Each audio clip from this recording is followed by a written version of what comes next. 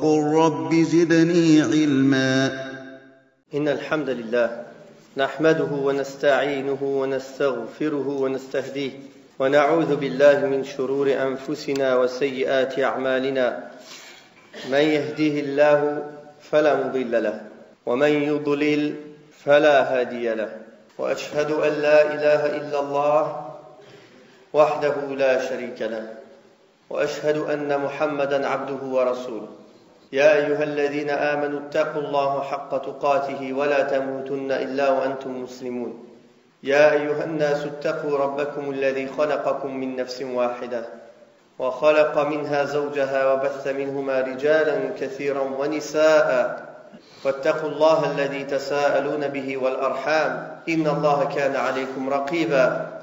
يا أيها الذين آمنوا اتقوا الله وقولوا قولا سديدا يصلح لكم أعمالكم ويغفر لكم ذنوبكم ومن يطع الله ورسوله فقد فاز فوزا عظيما. أما بعد فإن خير الكلام كلام الله وخير الهدي هدي محمد صلى الله عليه وسلم وشر الأمور محدثاتها وكل محدثة بدعة وكل بدعة ضلالة وكل ضلالة في النار. Mes frères, mes sœurs, cette introduction avec laquelle nous commençons toutes les prêches et tous les discours, c'est l'introduction avec laquelle le prophète sallallahu alayhi wa sallam commençait ses prêches. Et c'est pour ça, nous on suit ses pas dans cette chose-là aussi, dans la manière de commencer nos prêches, comme on le suit dans toute chose, sallallahu alayhi wa sallam. Aujourd'hui, nous allons parler d'une histoire qui est arrivée à l'époque du prophète alayhi salatu wa sallam. C'est l'histoire de ces trois grands qui sont sortis de chez eux à cause de la faim. وهذه القصة أخرجها الترمذي وهو حديث صحيح. Cette histoire, elle est rapportée par l'imam Tirmidhi et c'est une version authentique. Donc, selon Abu Huraira radiyallahu anhu, le prophète sallallahu alayhi wa sallam est sorti à une heure où personne ne sort, c'est-à-dire très tôt le matin ou dans la nuit, et à un moment où il ne pourra rencontrer personne. Au moment où il est sorti, Abu Bakr as-Siddiq radiyallahu anhu est venu à sa rencontre. Alors le messager d'Allah sallallahu alayhi wa sallam lui a dit: qu'est-ce qui t'amène, ya Abu Bakr? Il a dit: je suis sorti pour rencontrer le messager d'Allah, pour regarder son visage et pour lui passer le salut. Ils sont restés un peu de temps et voilà que Omar vient, sort aussi. Alors le messager d'Allah sallallahu alayhi wa sallam lui a dit: oh Omar, qu'est-ce qui t'a sorti de chez toi à cette heure-ci? Il a dit: la faim, ô messager d'Allah, j'ai faim. Et le messager d'Allah sallallahu alayhi wa sallam de répondre: moi aussi j'ai faim. Ils sont sortis et le messager d'Allah sallallahu alayhi wa sallam leur a dit: venez, on va aller à la maison de Abu al-Haytham al-Tayhan al-Ansari. Et c'était une personne qui avait beaucoup de dattiers et beaucoup de moutons. Et il n'avait pas de servant. Arrivés chez lui, ils ne l'ont pas trouvé. Ils ont trouvé que son épouse. Ils lui ont demandé: où est ton compagnon? Elle a dit: il est parti chercher de l'eau. Ils sont restés peu de temps et voilà qu'Abu al-Haytham est arrivé avec une gourde d'eau qu'il a posée. Puis il est venu prendre le messager d'Allah sallallahu alayhi wa sallam dans ses bras et lui dit: je sacrifierai ma mère et mon père pour toi, au messager d'Allah. Puis il les a pris à son jardin. Il leur a mis quelque chose par terre pour s'asseoir dessus et il a été chercher une branche de date. Il leur a posé. Le messager d'Allah sallallahu alayhi wa sallam lui a dit: choisis-nous des dates. Alors Abu al-Haytham a dit: j'ai préféré que vous choisissiez, c'est pour ça que je ne l'ai pas fait, au messager d'Allah. Alors ils ont mangé et ils ont bu de cette eau et voilà que le messager d'Allah sallallahu alayhi wa sallam dit: ceci par celui qui tient mon âme dans sa main, ceci fait partie des bienfaits sur lesquels vous serez questionnés le jour du jugement dernier. une ombre fraîche, des dattes fraîches et bonnes, et de l'eau bien fraîche. Donc après cela, Abu al-Haytham est parti leur préparer à manger. Ça c'était juste, il a posé quelques dattes, de l'eau, pour les faire patienter. Le prophète sallallahu alayhi wa sallam lui a dit, n'égorge pas celle qui te donne du lait. Si tu veux sacrifier une bête, ne sacrifie pas celle qui te donne du lait. Ils ont mangé. Il lui a dit, est-ce que tu as un servant? Le messager d'Allah sallallahu alayhi wa sallam a dit à Abu al-Haytham, je vois que tu n'as pas de servant. Il a dit, non, je n'ai pas de servant. Il a dit, si on me ramène des prisonniers, viens, je te donnerai un servant. Alors on a ramené 2 personnes au messager d'Allah sallallahu alayhi wa sallam, pas un troisième. Abu al-Haytham est venu le voir et le messager d'Allah sallallahu alayhi wa sallam a dit, choisis celui que tu veux. Il a dit non au messager d'Allah, au prophète d'Allah, choisis pour moi. Alors le messager d'Allah sallallahu alayhi wa sallam a dit, celui à qui on demande l'avis, tu lui as donné ton dépôt. Donc il doit bien répondre. Prends celui-ci, car je l'ai vu faire la prière. وَالصَّوْصِ بِهِ مَعْرُوفًا. Et sois bon envers lui. Et sois bon envers lui. Alors Abu al-Haytham a été voir son épouse avec le servant et il lui a dit ce que le messager d'Allah sallallahu alayhi wa sallam a dit, c'est-à-dire sois bon envers lui. Et elle lui dit, tu ne pourras pas atteindre ce que le messager d'Allah sallallahu alayhi wa sallam t'a demandé, sauf si tu le libères, tu l'affranchis. Qala, il a dit, il est libre. Donc il est retourné au messager d'Allah sallallahu alayhi wa sallam pour lui raconter l'histoire. Alors le messager d'Allah sallallahu alayhi wa sallam a dit, Allah n'a pas envoyé un prophète, ni un chef ou un calife ou un lieutenant, sans qu'il n'ait bitanatan. Al-bitana, ce sont les proches, les conseillers. Sans qu'il n'ait 2 sortes de conseillers. Des conseillers qui lui conseillent le bien et qui lui déconseillent le blâmable. Et un groupe de conseillers qui ne cessent de faire des manigances pour faire du mal. Et celui qui est protégé du mauvais groupe de conseillers, voilà celui qui est protégé. Donc voilà le hadith d'aujourd'hui. On a plusieurs leçons à en tirer. Je pense que là, le cours d'aujourd'hui ne suffira pas, mais on va essayer d'en tirer une partie, Inch'Allah. On voit dans ce hadith qu'il est permis à une personne de se plaindre d'une douleur qui le touche, juste pour annoncer à ses frères. Pas pour se plaindre de la destinée d'Allah. Ni même parce qu'il est en colère de ce qu'Allah il a destiné. Mais juste il annonce à ses frères. Regardez, qu'est-ce qu'il a dit à Omar? Ce qui m'a fait sortir, c'est le jour, c'est la faim. Le prophète sallallahu alayhi wa sallam ne l'a pas repris. Il a dit, moi aussi j'ai une part, moi aussi je suis comme toi, j'ai eu faim. On voit dans cette histoire l'ascétisme du prophète sallallahu alayhi wa sallam. Comment il n'était pas attaché à ce bas monde. Et de ses 2 compagnons. Le meilleur des hommes, il n'a pas de quoi manger. Le meilleur des hommes, il est obligé de sortir dehors pour chercher à manger. Ils ont faim. D'ailleurs, ça a été rapporté dans d'autres histoires, dans d'autres hadiths, où il avait accroché 2 pierres sur son ventre, sallallahu alayhi wa sallam. Et Aïcha, radiyallahu anha, elle a rapporté que pendant 2 mois, ils n'ont pas allumé le feu dans la maison du prophète, sallallahu alayhi wa sallam. Leur seule nourriture, c'était de l'eau et des dattes. 2 mois. Il a été rapporté dans certains hadiths que le prophète sallallahu alayhi wa sallam n'a jamais vu de ses yeux, de sa vie, un mouton méchoui. Sallallahu alayhi wa sallam. Donc, voilà comment ils étaient avec ce bas monde.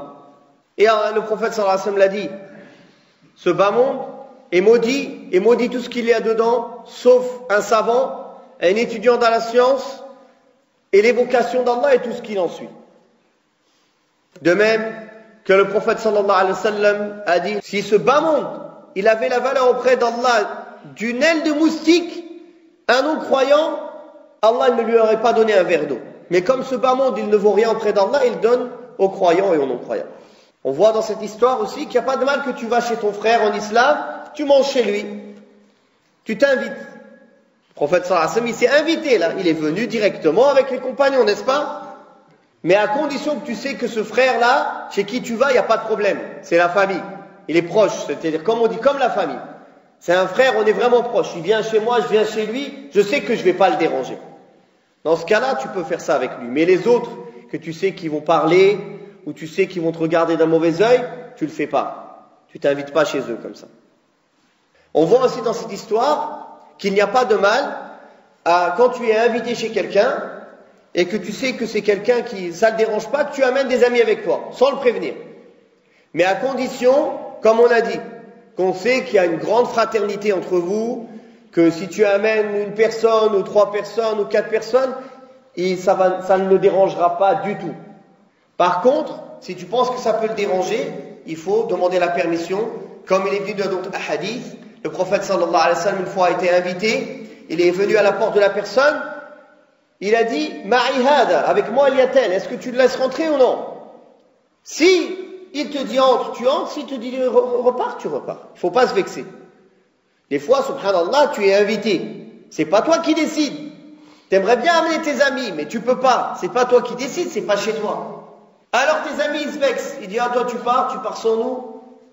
Je dis, ah, c'est moi, si c'est moi, je vous invite tous, il n'y a pas de problème. Mais c'est pas moi, sahib al-bayt. Ou sahib al-bayt, peut-être il n'a pas de place, peut-être il n'a pas les moyens, peut-être il a invité beaucoup d'invités. Alors il ne peut pas accepter que tu viennes avec beaucoup de personnes. Donc tu sais, dans ce cas-là, tu ne vas pas avec plusieurs personnes et si tu dois le faire, tu lui demandes la permission. Surtout à cette époque, il vaut mieux demander la permission. Wallah, à cette époque, je trouve peu de gens qui ont cette fraternité comme ça. Que chez lui ou chez moi, c'est pareil.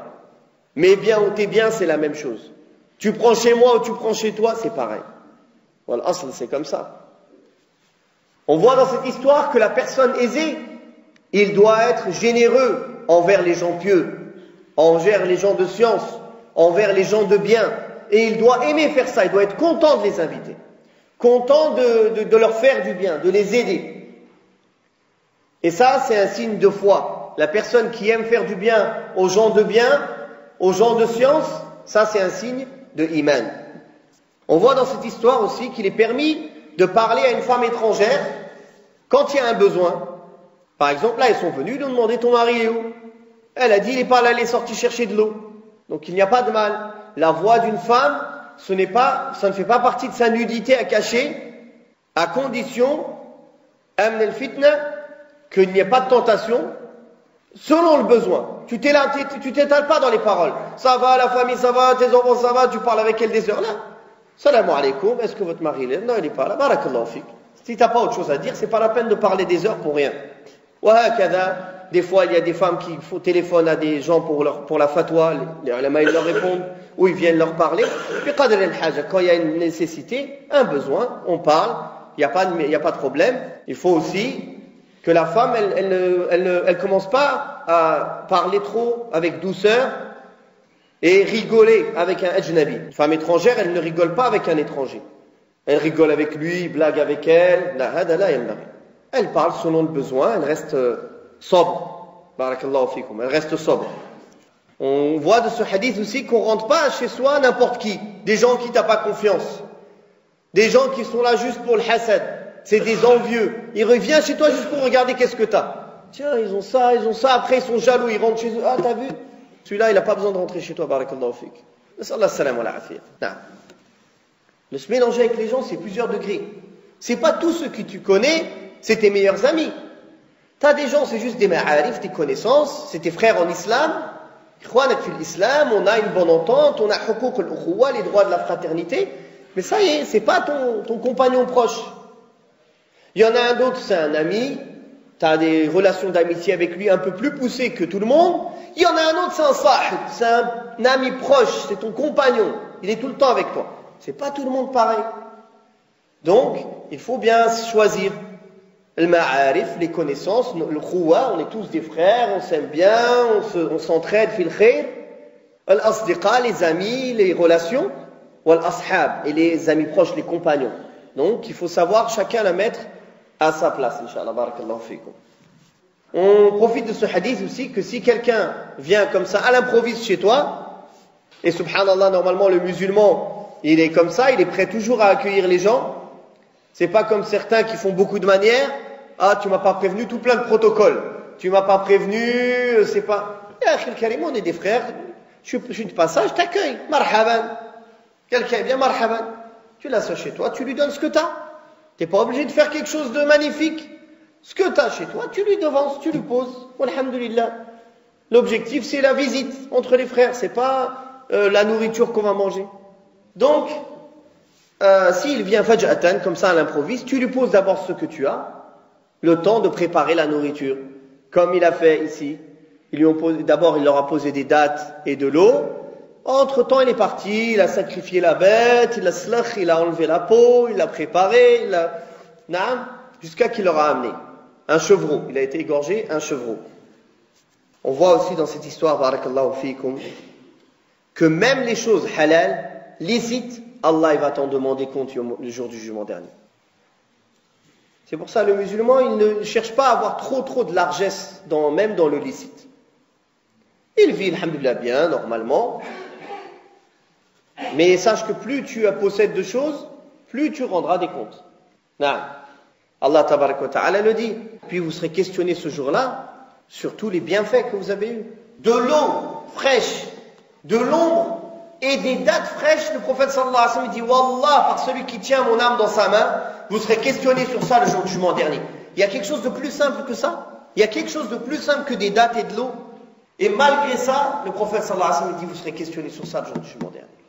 Combien nous, masha'Allah, maintenant de gaspillage, de nourriture. Alhamdulillah, quand tu accueilles quelqu'un, c'est bien de bien l'accueillir. Mais, dans notre vie journalière, il faut qu'on essaye d'être un peu moins gaspilleur, moins de pertes. Moi, maintenant, c'est devenu une mode, même chez les non-musulmans, cette façon de vivre. C'est devenu une mode. Il y a des non-musulmans dans le monde entier, ils ont des sites internet.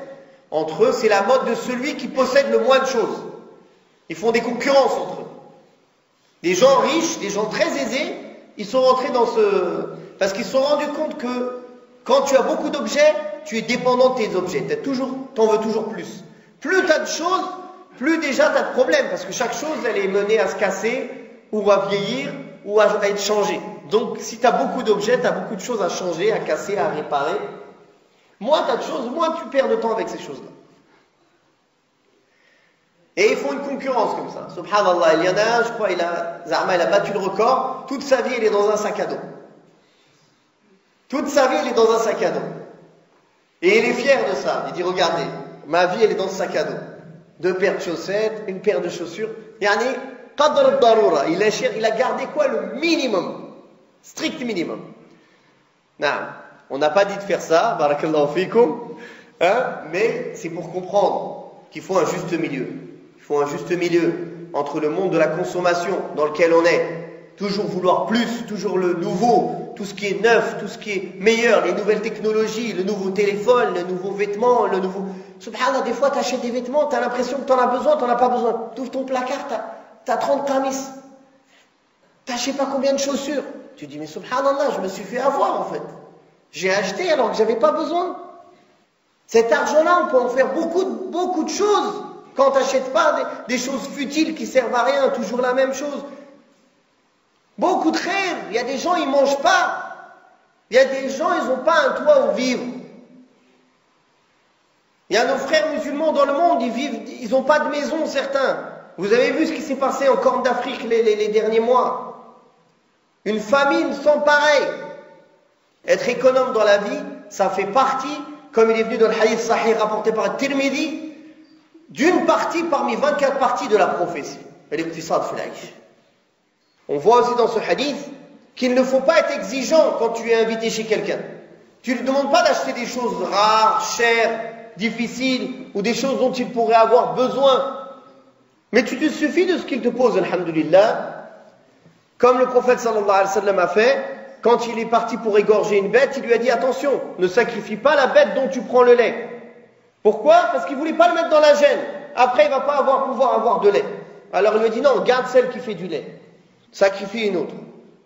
Parmi ce hadith aussi, on apprend que c'est une bonne chose de rendre l'appareil à une personne qui te fait du bien. Ou de rendre mieux. Le prophète sallallahu alayhi wa sallam, quand on lui faisait un cadeau, il rendait toujours mieux. Et certains bédouins, ils savaient ça. Alors qu'est-ce qu'ils faisaient? Ils faisaient un cadeau au prophète sallallahu alayhi wa sallam, c'est pas pour lui faire un cadeau. C'est juste une manière de prendre ce qu'il voulait chez lui. Il voulait quelque chose de bien, chez lui, il lui donne, il dit tiens, je veux ça. Et le prophète sallallahu alayhi wa sallam dit tu veux quoi? Il dit tiens, donne-moi ça. En fait, c'était déjà prévu. Parce qu'il savait comment le prophète sallallahu alayhi wa sallam était bon. Et il savait que le prophète sallallahu alayhi wa sallam donnait toujours mieux que ce qu'on lui donnait comme cadeau. Alayhi salatu wassalam. Donc on voit dans cette histoire, il lui a demandé, est-ce que tu as un servant? C'est-à-dire il a voulu le récompenser et lui rendre l'appareil. Il lui a dit, écoute, quand on me ramènera des prisonniers, viens, je te donnerai un servant, quelqu'un qui travaille pour toi. On voit aussi dans cette histoire, barakallahu fikum, que la personne lui incombe de prendre l'avis des gens pieux, des gens raisonnés et des gens de science dans toute chose qu'il veut faire dans sa vie. Regardez cet homme, Abu al-Haytham, quand il est venu au prophète sallallahu alayhi wa sallam pour choisir son servant. Le prophète sallallahu alayhi wa sallam lui a dit choisis. Lui, il lui a dit non, choisis pour moi, au messager d'Allah. Il savait que le prophète sallallahu alayhi wa sallam allait choisir mieux pour lui, parce qu'il a plus de connaissances, plus de sagesse. Donc comme ça aussi, le musulman, dans toute chose qu'il veut faire, d'abord, premièrement, avant de faire un pas, il cherche à savoir qu'est-ce que le shara dit sur ça, qu'est-ce que l'islam dit sur ça. Halal ou haram, ça c'est la première question. Licite ou illicite. Une fois qu'il sait cela, maintenant il va demander. Il va dire voilà, moi je veux faire tel mashrou', tel projet, telle chose, tel travail, telle destination, tel voyage, je ne sais quoi, toute chose. Est-ce que cette chose, dans l'islam, elle est bien ou elle n'est pas bien, ou qu'est-ce que vous me conseillez? D'abord, il prend l'avis des gens de science. La personne va lui dire, c'est halal ou haram, ou makruh, ou mubah, ou mustahab. Il va lui dire le statut religieux de cette chose-là. Une fois qu'il a fait cela, le deuxième pas, c'est qu'il va aller demander aux gens qui ont l'expérience dans ce domaine. Par exemple, s'il veut ouvrir un commerce, il va avoir des amis pieux, commerçants, qui vont lui donner un conseil, comment faire son commerce. Si c'est dans un autre travail précis ou une œuvre précise, etc. Et troisièmement, al-istikhara. Al-istikhara, il consulte Allah tabaraka wa ta'ala. Ça, c'est les trois choses qu'il faut toujours faire dans chaque chose qu'on veut faire dans sa vie.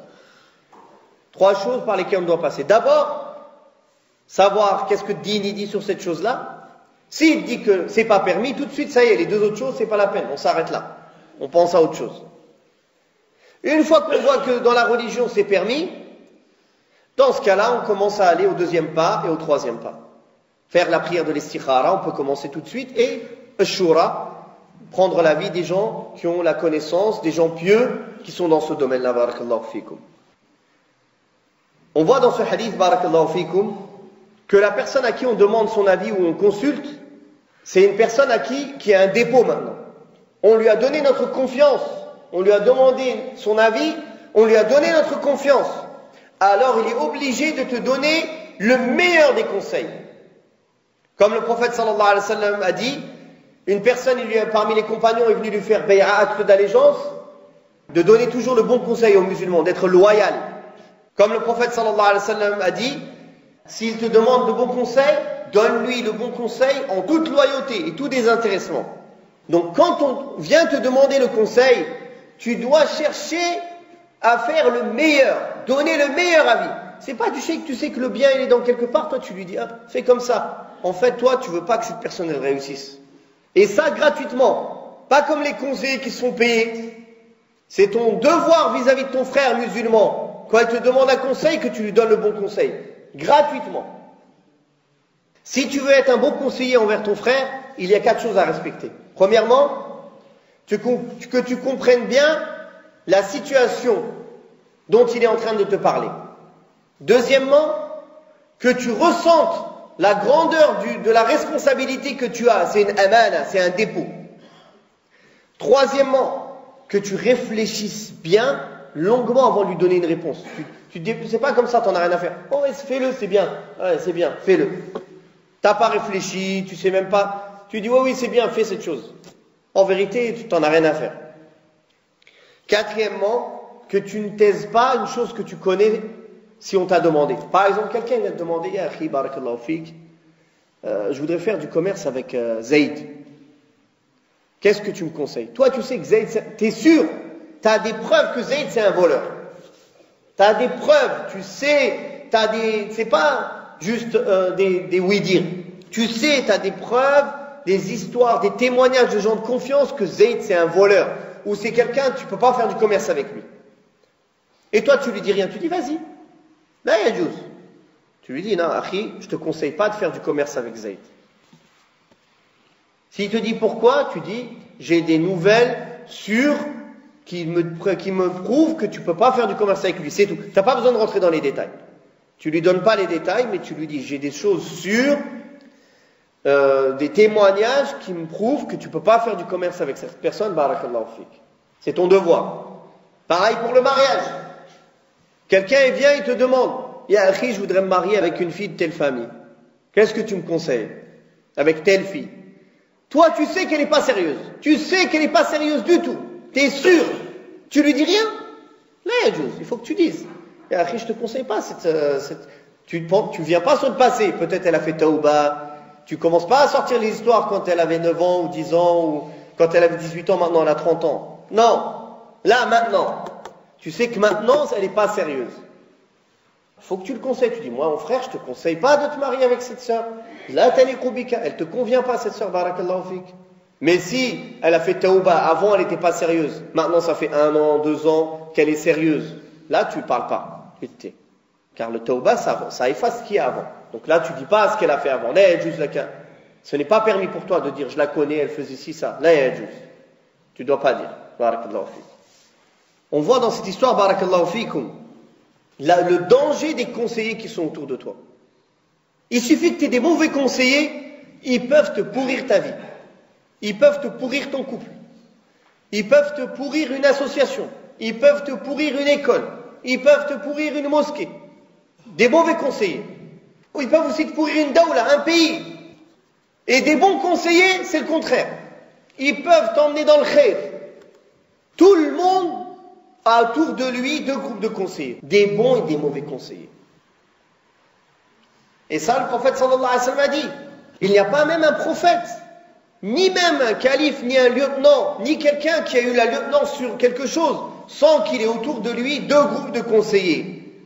Des conseillers qui lui conseillent le bien et lui déconseillent le blâmable, et d'autres conseillers qui n'arrêtent pas de manigancer pour le mal.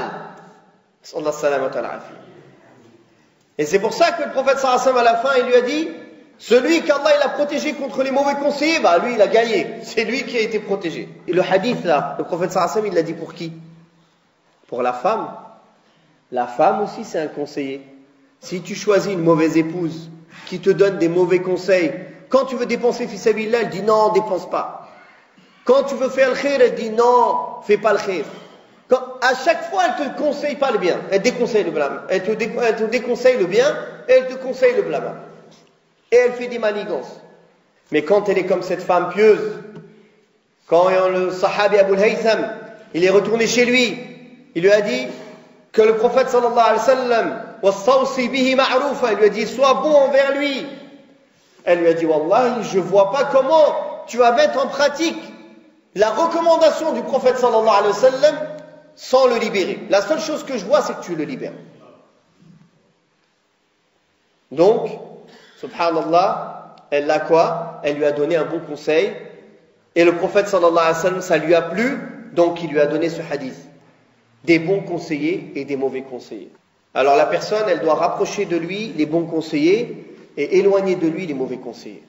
On voit aussi dans ce hadith que certains hommes pieux, des fois ils ont, subhanallah, ils ont les mêmes sentiments en même temps, ou les mêmes idées en même temps, ou ils penchent vers un même avis, souvent.